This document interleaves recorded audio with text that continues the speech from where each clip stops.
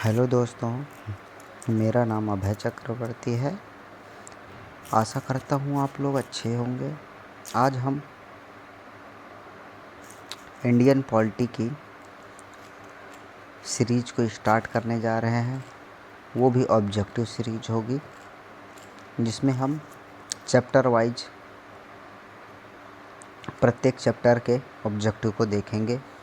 कुल मिला के यह घटना चक्र है पॉलिटी का, जिसको हम संपूर्ण घटना चक्र को कवर करेंगे। तो आइए हम देखते हैं।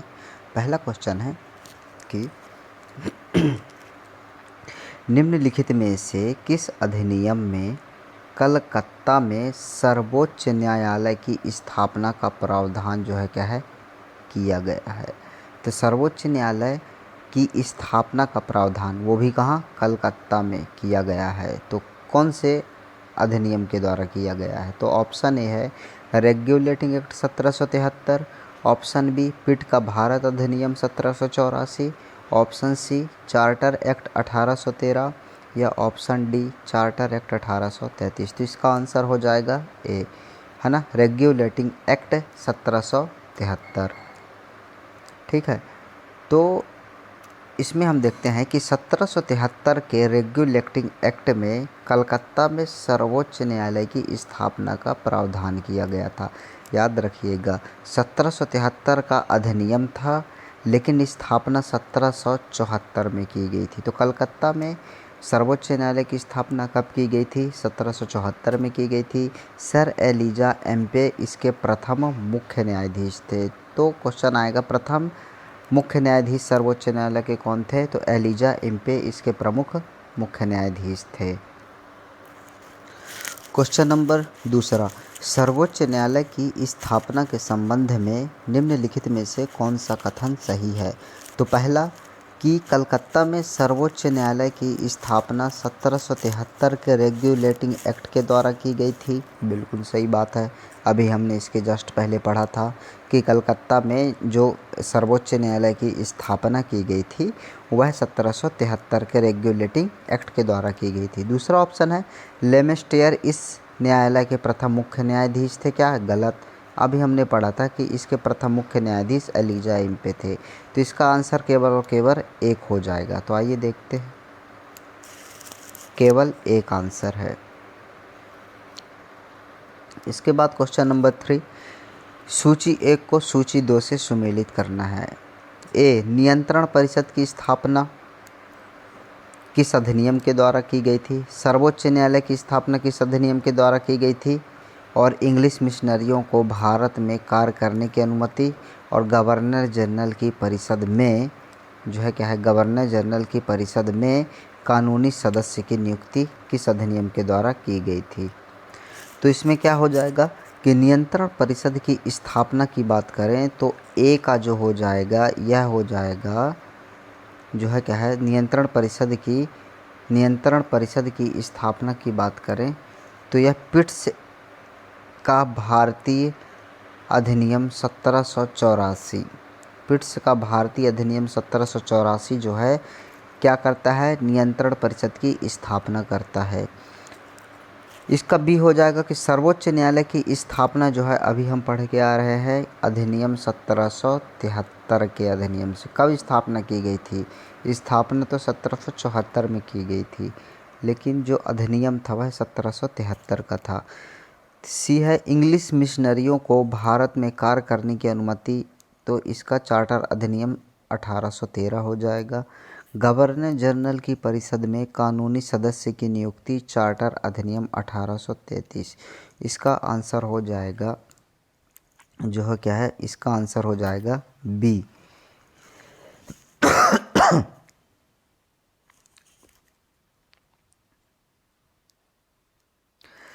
नियामक अधिनियम 1773 सर्वोच्च न्यायालय की स्थापना करता है।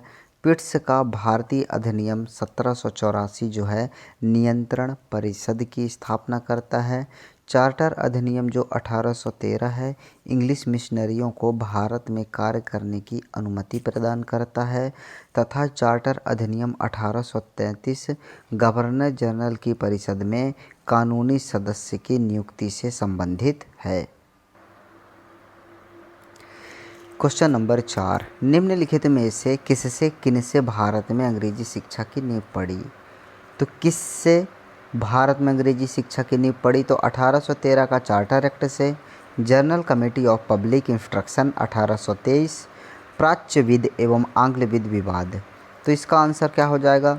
तो इसका आंसर हो जाएगा 1, 2, 3 सभी, अर्थात 1813 का चार्टर एक्ट के द्वारा भी, journal committee of public instruction 1823 के द्वारा भी, प्राच्यविद और आंग्लविद इनके द्वारा भी जो है क्या है अंग्रेजी शिक्षा की नींव पड़ी। तो इसका आंसर हो जाएगा 1, 2, 3।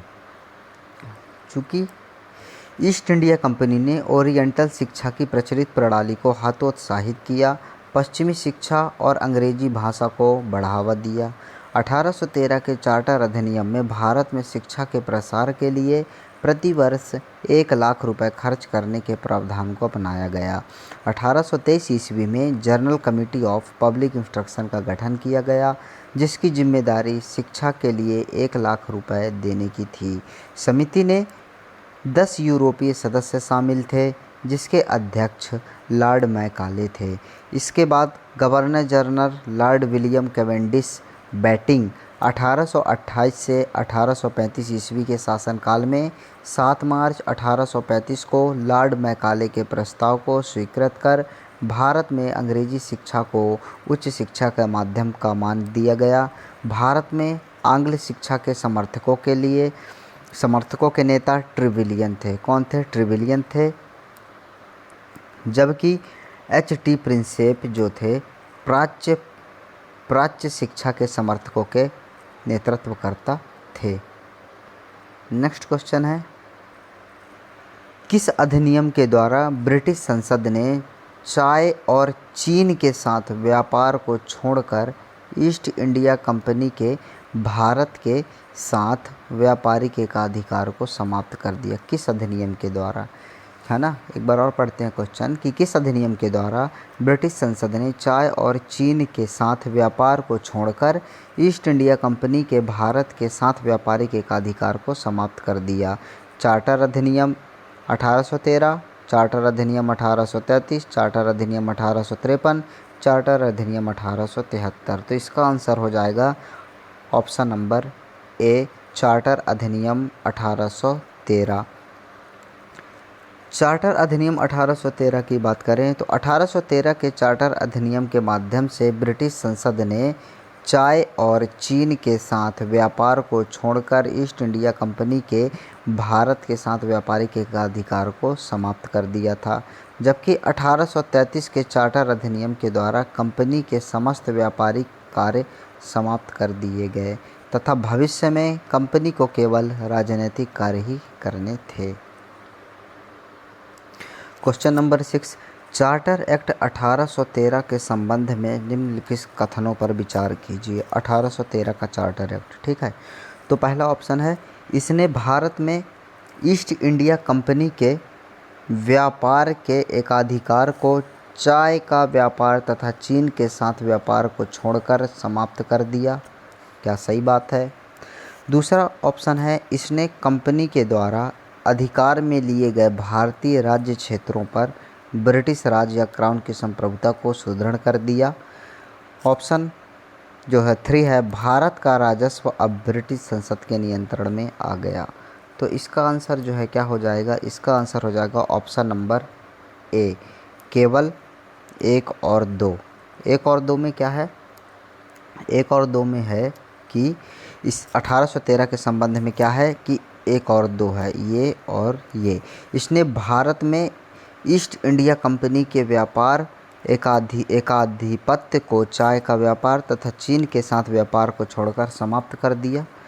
दूसरा है कि इसने कंपनी के द्वारा अधिकार में लिए गए भारतीय राज्य क्षेत्रों पर ब्रिटिश राज्य या क्राउन की संप्रभुता को सुदृढ़ कर दिया।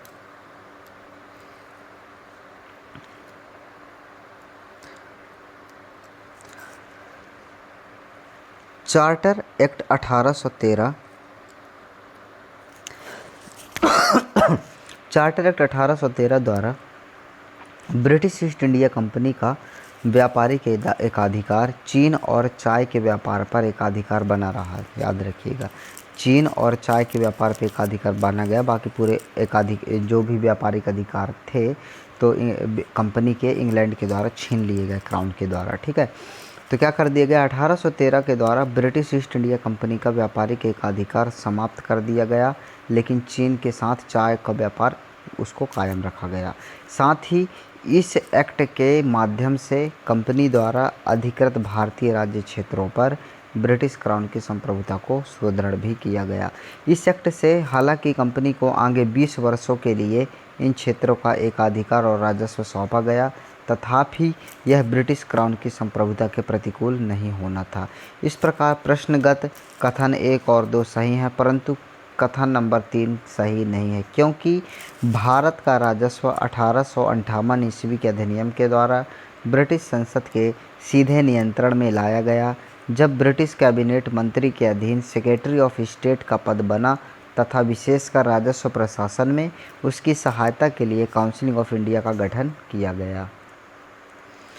किस अधिनियम ने, क्वेश्चन नंबर 7 है, किस अधिनियम ने भारतवासियों को अपने देश में प्रशासन में कुछ हिस्सा लेना संभव बनाया?